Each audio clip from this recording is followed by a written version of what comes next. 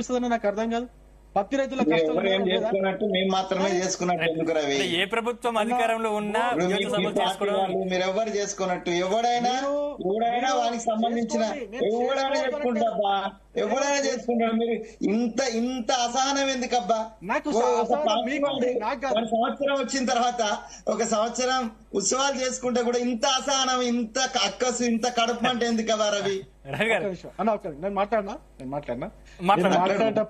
నేను మాట్లాడేటప్పుడు ప్రతిసారి మీరు కావాలని అడ్డం రావడానికి ప్రయత్నం చేస్తుంటారు. ఎందుకంటే నేను నిజాలు మాట్లాడతాను. గ్రౌండ్ లో రియాలిటీ మాట్లాడతా, మీరు అడ్డం రావడానికి సరి చేయడమే అంతే. నీకేం అబ్జెక్షన్ కాదు, నువ్వు మాట్లాడేది నేను సాధారణంగా వింటాను.